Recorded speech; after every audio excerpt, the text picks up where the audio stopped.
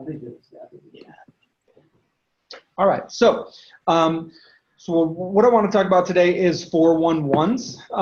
Now, I'm happy that we have some newer agents here. We got David, Sarah, and Michelle all here because I think I could dive a little bit deeper into 411s. Just kind of take it to the next step. You guys have been using 411s a little bit, so you guys can really understand, like, all right, how do I take my 411 to the next level to really make sure I'm maximizing the use of that and the effectiveness of that in my business. For those of you that have been using 411s for a while, I think some of these same best practices will apply. I think a lot of us have kind of just been using it for 9 months and you know, need kind of a refresher or figure out how do I really. I feel like we've been using it more just as a reporting tool, not as a planning tool. Yeah, exactly. So the entire, like, just to kind of recast the vision on the entire point of the 411 is to be is built on the 80-20 Pareto's principle. So if you guys have read The One Thing, that book, like this entire 411 is built on that, which is the simple idea that 80% of your productivity, 80% of your results come from 20% of your effort. And so it's the idea that I want to try to identify, man, what is that 20%? What is the most important stuff I need to do every single day? And so it doesn't mean you don't get the 80% done. Usually we still get the 80% done. It's about prioritizing the most important stuff, wrapping your brain and making that front and center. So you make sure that at bare minimum, I get the most important stuff done. And so your 411 is not meant to be a to-do list. It's not meant to be a comprehensive list of everything that's going on in your business and your life. It's literally meant to be, what are the most important things I need to do to hit my goals? And then we break that down, right? So then we break it down into, all right, what are my goals for the year? So what are the most important things I need to do this year to hit my goal? But more importantly than that, in light of my goals for the year, what is my goals for the month? And what do I need to do this month in order to hit those goals? But then it's even further than that. All right, so in light of that, what do I need to do this week in order to hit the goal? And so I think one of the greatest benefits of the 411 is eliminating the feeling of self-consciousnness in your business, the feeling of like guilt of should I be doing more, can I be doing more, what should I be doing? In my opinion, it is I follow this plan, I get it done. And the metaphor I use every time is think of it like a marathon training program. When you set out to decide to run a marathon, you don't just say, all right, I'm going to run a marathon 3 months from now. So basically my plan is I'm going to run every minute that I can think of, every spare minute I have, I'm just going to run as much as I can run. And then hopefully in 3 months I'm running. Like no one does that. You say, all right, I want to run a marathon. So let me go find a plan of someone who's run a marathon before and let me follow that plan. And that plan is not run 10 hours a day. Like it's not, you don't need to do that. The plan is, here's the most important stuff you need to do, that if you just do this, you'll be able to run a marathon. And so usually it's, all right, today go out and run 2 miles. Tomorrow, go run 2 miles again. The next day, run 3 miles. And like usually a marathon training plan is like 4 days of like 2 to 3 miles, some interval stuff, 1 day of a longer run, 1 day off. And you just keep doing that, keep doing that. And so the idea is when I go run my 2 miles I'm assigned to run today, then I feel good. I've done what I need to do the rest of the day. I don't feel guilty the rest of the day. Well, should I be running more? Should I be doing something else? No, I did what I was supposed to do today, and tomorrow I'll do what I'm supposed to do then, and I feel good. The idea is we should feel the exact same way about our business. So we should feel the exact same way. We should be able to go, I know what I'm supposed to do today. I knocked that out, and I feel good. I don't have to do more. Obviously, I have freedom to do more and go chase more, and that's the one differentiation. But yeah, so that's the idea of the 411. I want to build a plan that every day we all know what we need to do today to feel good, and then move on. And that's kind of the idea there. So with the 411, again, what I'm saying is we're trying to identify the most important stuff. Well, Keller Williams says, and maybe not just Keller Williams, maybe just in general, as a real estate agent, they say that your 20%, your most important activities that you need to be doing are lead generation, so finding people and generating potential business for yourself, going on appointments, negotiating contracts, and then role play and script practice. And those are I don't know, is there a fifth one or is it just those four? I think it's just those four. Those are the 4 things that you should be doing If you do just those things, everything else will fill out. Notice it's not attend to closings, although you do still need to attend closings to make your money. Like, notice it's not go to inspections and negotiate inspections, although you still need to negotiate inspections to get what's done. But what it's saying is, if what tends to happen though, as real estate agents, is we tend to get really excited to fill our schedule with a training run by a title company, or I'm going to inspections today, or I'm showing buyers properties today. We feel good when we fill our schedule with those activities. But if we do those things in lieu of getting these 4 things done, then we're not building a sustainable business. And especially as newer agents, or especially as we just get going, like we get a couple of deals under contract and we feel really good about the busyness of just getting those deals closed. And we tend to sacrifice the most important thing, which is finding more business, negotiating contracts, rinse and repeat. So your 411s should be primarily filled with lead generation activities, appointments, like holding yourself accountable to appointments, under contracts or negotiating contracts, and then role play and script practice. And so that should be the majority of what's showing up in your 411 as a tip for that. So this is also a little bit of like just kind of explaining our mindset and how we've shifted with the 411. In quarter 1 of this year, we were really all gung-ho, like appointments. It doesn't matter what it is, just get an appointment, fill it up, get as many appointments as possible. And so we went on a record number of appointments every single month in quarter 1. We were averaging over 100 appointments a month. We were meeting with a bunch of people. We didn't really focus on quality as much, but we just met with a bunch of people.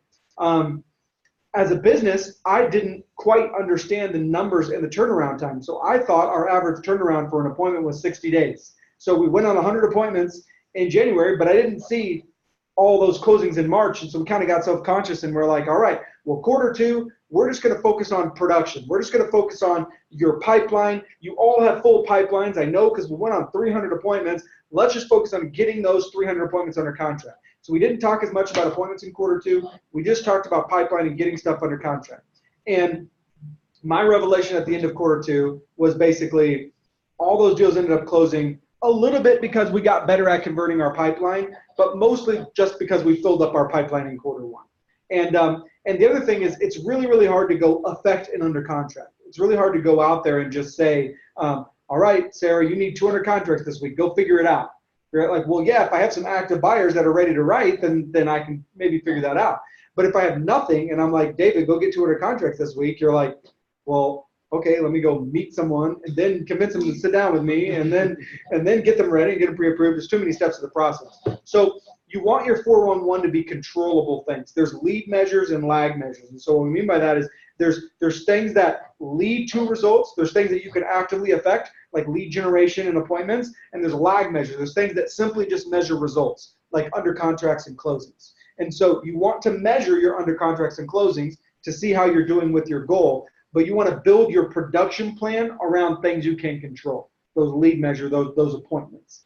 And so we've kind of come full circle and we've said, okay, the 20% is what we've named. Like we've named the lead generation, the appointments, the negotiating contracts, and the script practice. But in my opinion, the 20% of the 20%, the most important thing that you could be focusing on is your appointments. Is your appointments you're going on quality appointments. Because if you're going on quality appointments, remember we define quality appointments by ready, willing, and able to buy in the next 6 months, which can either be proved by a pre-approval letter or a buyer agency agreement, ideally both. If you sitting down with someone ready, willing, able to buy in the next 6 months, and you do that enough times every single month, the rest should take care of itself. Now, there may be some training issues or some script practice or some objection handling around turning that appointment into business or turning active buyers into writing offers. Like all that is some simple training that we can take care of, or a lack of talent, which is something maybe we can't take care of. But the simple process of I'm just going to go on as many appointments as possible and make sure they're quality appointments, that's the 20% of the 20%.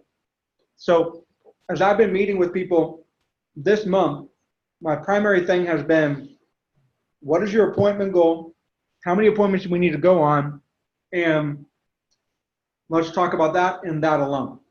And my approach up to this point has been, your 401 should be filled with a plan of how to get those appointments. What are the activities? What are the actions that I'm doing? But if you're hitting your appointments, then your activity must not be broken. So I'm not that worried about, are you doing every lead generation thing you're supposed to be doing? Because if you're getting the results of what that lead generation is leading to, then great. Let's not talk about this. Understand that in a shift, as the market starts to shift, as the market starts to get harder to work in, it's not going to be as easy to get those appointments. And so we're going to have to get more intentional with our 411s and really making sure every single act, like that we're doing all the action necessary. And what I've heard in the research I've done with shifts is basically, if you think it takes 2 open houses to get an appointment, in a shift it's 3 or 4 to get an appointment. If it took you 100 dials to set a listing appointment with a for sale by owner, it might take 200 dials. Double down on it. Mm-hmm. And so if you already are tracking your numbers, you already know, well, this is the activity I'm doing that leads to appointments, then it's really easy for you to go budget and carve out that time and stay on track in a shift and to take market share in a shift. If you don't, if you're just like, well, stuff just happens and it just comes to me, it's going to be hard for you in the shift, basically. And so that's why we think it's really important that everyone has 3 pillars. They have their sphere of influence, they have leads we're providing, and there's some third prospecting lever that you know how to pull if you need to pull. And the reality is a lot of you are at a point in your business where you don't necessarily need to pull that right now. But we need to understand it, we need to know what it is, and we need to be able and willing to pull it when we have to, whenever we're not hitting our appointments. So that's what that looks like from the shift perspective. So quality appointments is what we're focusing on through your lead generation plan. So what I want to do real quickly for everyone is just kind of, I've had some of you guys do this on your 411, but I want to do an activity real quick to help you guys determine how many appointments you guys need to go on for the rest of, like, to hit your goals for the rest of the year. So here's what we're going to do. So tell me, or don't tell me, but write down or keep track, July through December, what is your closing goal, right? So you're going to write that down. July through December of this year, what is your closing goal? And again, like, the way I'm determining your goal is, if you told me it was 10 and I said, would you be happy with 9? And you're like, yeah, I'd be fine with 9. Then your goal's not 10, your goal's 9. Like, your goal is what truly, like, you need in order to be happy. You're not going to hold yourself accountable to a number if you don't really need it, don't really care about it. So what is that number you're like, I need these many closings July through December? And just come up with a total closing. Some of you may have already had closings happen. We're going to subtract that later. So don't, like, say I need these many more. Just say I need these many closings total, July through December. Okay? You're going to write that down. Now, does everyone have that number written down? Good? Okay. Hopefully you guys know what that is. Nick's is 100 deals. July through December. Just kidding. But seriously. Okay. So once you've written that number down, then obviously the first thing you're going to do is subtract any closings you've already had in July. So any deals you've already closed, congratulations. Subtract it from the total. All right? So if my goal was 10 and I've already closed 1 in July, I have 9 left over. Okay? That's simple math there. Now, here's what's going to get a little bit complicated. Okay? The deals that you have under contract right now that are not closed yet, I want you to, this is going to be a little bit hard. I want you to multiply that number by 0.8 because average cancel rate is around 20% in our business. So, like, in our business, I mean, at Relevate this year, that is the number. I know for a fact. I've tracked it. Or Andrew's tracked it, which made me look good. So times 0.8. So whatever you have under contract, multiply that by 0.8. That's how many more closings that you're going to get from what's under contract. You're going to subtract, and this is a lot of math, I get it. If you're writing it down, then you'll figure it out. So you're going to subtract from your leftover number those closings that you're going to get. So I'll do some math as an example. My goal is 10. I've already had one closing, so I have 9 left over. I have 4 deals currently under contract. So I multiply those 4 deals by 0.8, and that essentially means 3 point something. 4 times 0.8 is 3.2. So I'm going to round that down and say, fine, I'm going to get 3 closings. So I've already had 1. I have at least 3 more that will definitely happen, budgeting for the cancel rate. So now I subtract 3 from 9, 6. 6 is what I have left over. Okay? That makes sense? All right. We're going to do one more subtraction from the number. Okay? So one more subtraction from the number is, how many people in your pipeline are hot buyers or hot sellers? So what I mean by that is, hot seller, listing is active. Okay? Hot buyer, you are actively showing properties and talking about writing offers. Maybe they've written offers and they missed out, or maybe they are not writing offers, but they're close. So I'm not saying, oh, I got all these people I feel really good about. I'm saying you are actively showing them properties week over week and writing offers or close to it, or it's actively listed. How many of those are in your pipeline? You need to determine that. So let's say I have 4 people like that currently. Okay, 4 people like that currently. What you're going to do is you're going to multiply that number by 0.5. You're going to divide it by 2. That's going to be kind of your average closing rate for the active pipeline that we can budget for. 50%. 50%. So take your active, however many that is, and cut it in half. So for me, I had 4. I cut that in half, it's 2. So I can bank on 2 more deals from the work that I've already done in the past up to this point at bare minimum.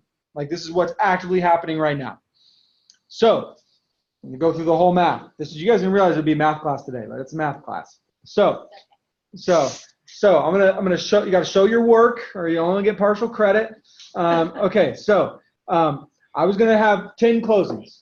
I've already had 1, so now I'm left with 9. I have 4 under contract, so with an 80% cancel rate, I can budget for 3 more closings to happen. So that means now my number is 6.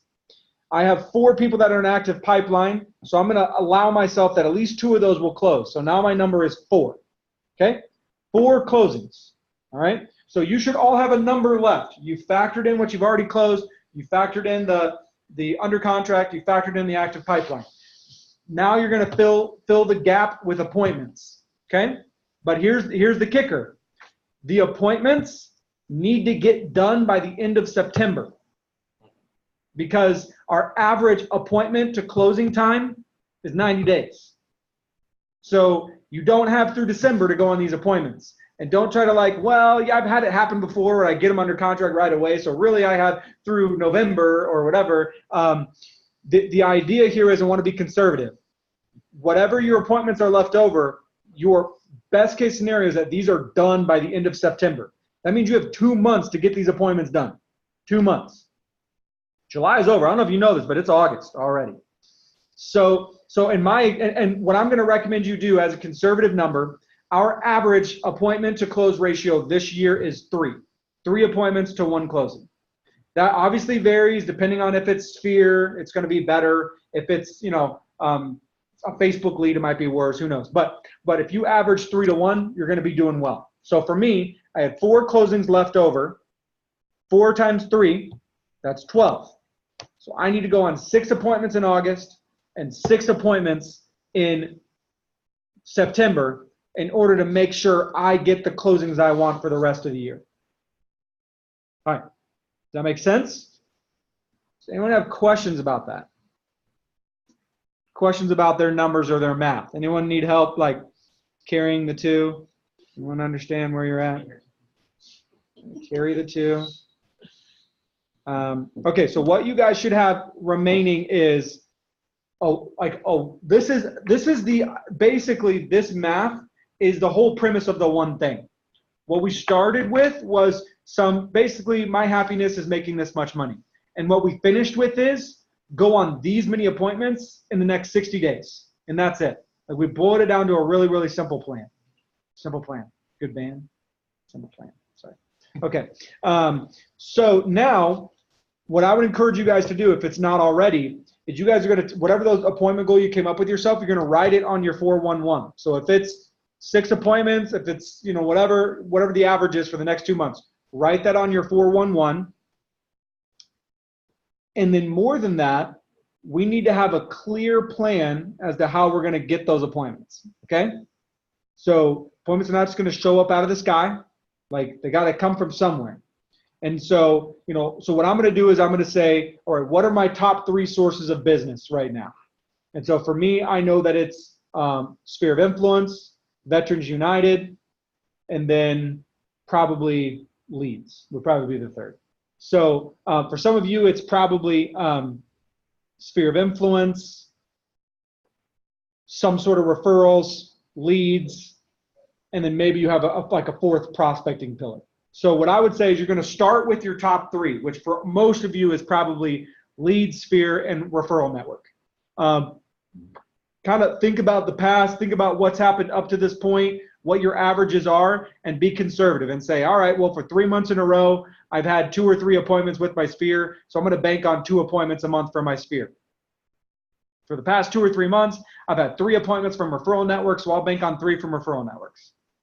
And then I've had, 2 from leads, so I'll bank on 2 from leads. Like you want to, at the bare minimum, set your numbers and set your goals. It's looked like this, so I expect it to be this.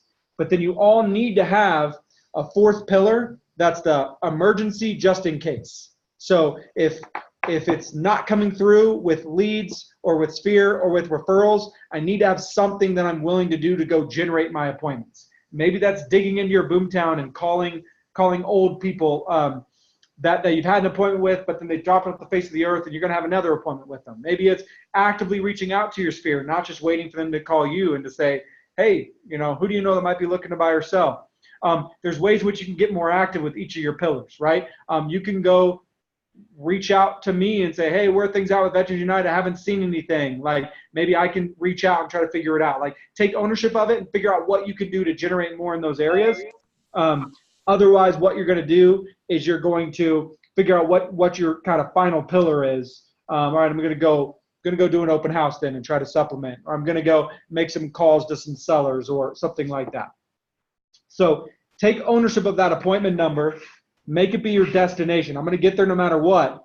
And understand, like, there's some stress and some freedom in this. Like, there's some stress in the fact that you only got 60 days left. There's some freedom in that as well. Like, you got 60 days to grind really, really hard. And if you do what you need to do, then you have the freedom, you have the ability to be able to hit your goals.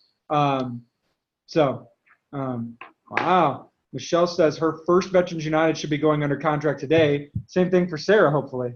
Sarah wrote an offer on her first Veterans United yesterday as well. So got them rolling. Nice work, Michelle. That's awesome. Dang, that's good. There you go. Okay.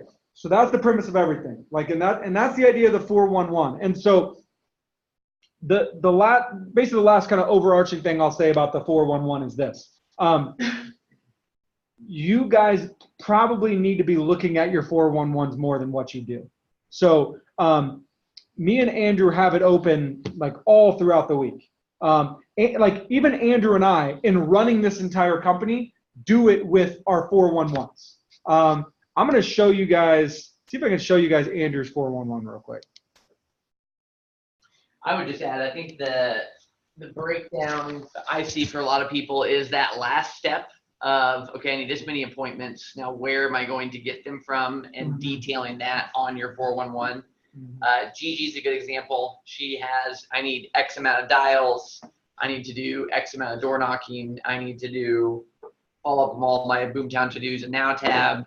I need to capture all OpCity referrals. She just has it very specifically spelled out, not just appointments, but then her next activity. So that's, I'm sure, instinctual for her. There's no thinking that she's doing on, what am I going to do this week? It's just simple execution. So I think taking that additional step beyond appointments, some of you do it verbally. I can sit down with you, I'm like, sweet, you know it. It's just not captured on the 411. But that's where I think it could be more powerful, is using it for that additional step. Just trying to make sure there wasn't anything that I shouldn't share with everyone on this 401. I wouldn't Fire! I wouldn't think that Fire there is, half but of Littleton agents. make a plan to fire everybody. Replace with robots. Okay. Let me see if I can share this. Okay. You guys see this? Okay. So this is like, even Andrew, like as our director of operations and chief operating officer, he's filling up this thing with all of his priorities for the month. So like for July, for example, increase charitable giving. So that's a personal thing. Pick one aspect of Sphere outreach and set goal for the rest of the quarter. Make plan with Nick about Phoenix Sphere events. Execute quarter 3 90-day world meeting. Open tax accounts. Littleton Rockies game. Review progress. ISA description. And then down here, here's his week after week. He's making all of his priorities. So he's doing all this. So this is just a good example of Andrew's not just setting this up once. He's going through and he's looking at it throughout the week. And so like when you have those times of, all right, am I on track or am I feeling subconscious or what should I be doing? You should be pulling up that 411, looking at your numbers, and then taking ownership of that. One thing we've done a poor job of as a company is like, I think in 411s, a lot of times I'm just like filling it out with you. Like we're thinking about it together. So like we're coming together and we're like, all right, let's review last week. Let's fill out this week. Let's talk about where you're at. In reality, our 411 meeting should literally just be a check-in. So I should sit down with you and you should say, okay, so here's what happened last week. Here's what I set for this week. Here's why I think that happened, and I'm on track. And I should literally just be checking your mindset. Like that's really all it should be. And so I think as you take ownership of that, as you look at it week over week, track your progress throughout the week. We review it at the end of the week. Track your progress throughout the month. You're ensuring just the simple fact of focusing on it and keeping it front of mind. You're making it a lot easier for you to hit those goals. So I just think just the simple act of like saying, these are my goals, and I'm gonna think about them every single week and figure out how I'm gonna get there. I think for a lot of you guys, being talented real estate agents who do great business and probably without much pushing could knock down a couple deals a month. The benefit of a 411 is the simple action of forcing you to create a goal for yourself for this week. Like it's not just, I'm just gonna do the best I can. It's like, no, I'm gonna set a specific goal this week and I'm gonna think about it. And I'm a competitive person. I don't want to lose. I'm going to set try to figure out how I'm going to get that no matter what. You want, like your 411, a little bit of what I've said is it's meant for you to be like stressing about something. Like I want to put a goal on there because I want to stress about how I'm going to get 2 appointments all week long. I want it to be top of mind. Because when I'm thinking about it, when it's top of mind, my eyes tend to be a lot more open to those opportunities that are out there to go get that appointment, right?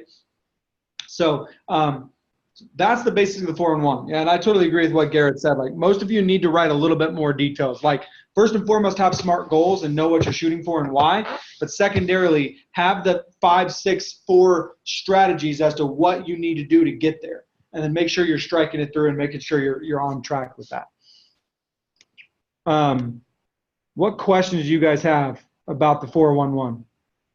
You guys have any questions about that or any struggles with it, any things I can share or things you've done that's working well for you?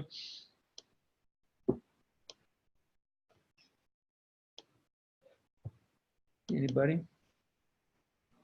Bueller? No? Okay. Garrett had said Gigi's. I was curious about trying to pull hers up and see.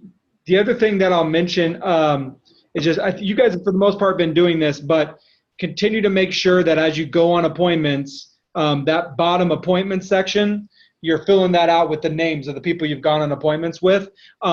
This is doing 2 things. It's holding us accountable to making sure it's a real person and it's a quality appointment. But secondarily, we're gathering some great data from that. And so now, every time I'm sitting down, I could say, all right, Sarah, you had these many appointments. Where do they come from? And you're able to actually go through and go, oh, 3 were Boomtown and 3 were Veterans United and 2 were Sphere. And you're able to track those and actually make sure, like, we know where your business is coming from, and we can, and we can make sure it continues to happen that way. So, yeah, there you go. There you go. Okay, that was pretty much it. So my challenge to you guys is make sure you all have that number I talked about, the appointments you need in August and September. Write that on your 411 sometime today or at least before your next 411 meeting next week. Write your strategies for how, like where those appointments are going to come from. And so like when you're thinking about your strategies, again, you want to think about the 80-20 principle. What is the most important thing I could do to make sure this happens? So if it's appointment with Boomtown leads, it's probably the most important thing I can do is do my Boomtown to-dos 5 days a week and check my Now tab every single day. If it's with Veterans United, it's probably I'm going to check in with every active client every single day, and I'm going to, whatever it is, I'm going to reach out to them and see if they have anything else for me. With Spirits, I'm going to make sure I execute all my quarterly touches this month. Have your one strategy for each one. That's the most important thing you can do to make sure you still get those appointments from those people. And that's that. That's it. Go kill it, guys. Let me know if you have any specific questions on your 411. But nice work. Thanks. Have a nice day. Does that one pulled up? Have what? Yes, do you still have one on your screen? Yes. What I think would be cool is if there would be a way to, on the very top of it, where we have our actual goals, if we could somehow format it where this screen could constantly float. Oh, sure. That way we can constantly look back and see exactly where we're at year to date while we're looking at the current month. Because then sometimes I think I forget what my actual goal is because I come in and I go straight to my month. Yeah. And if that could float with it.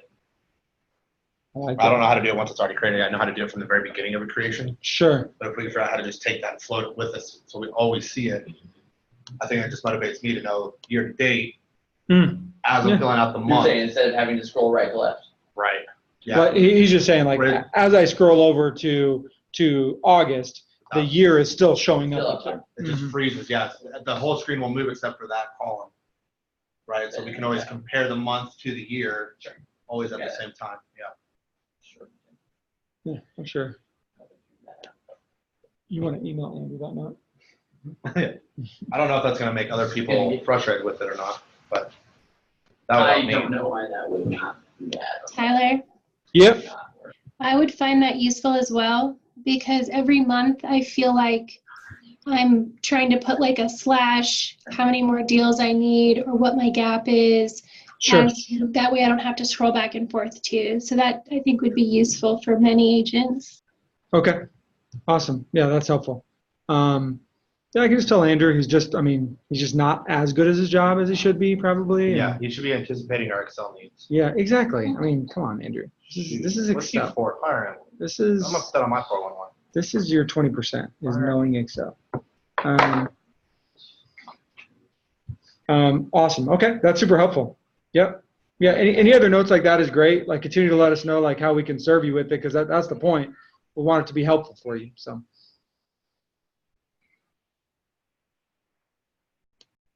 Okay. All right. Adios, everybody.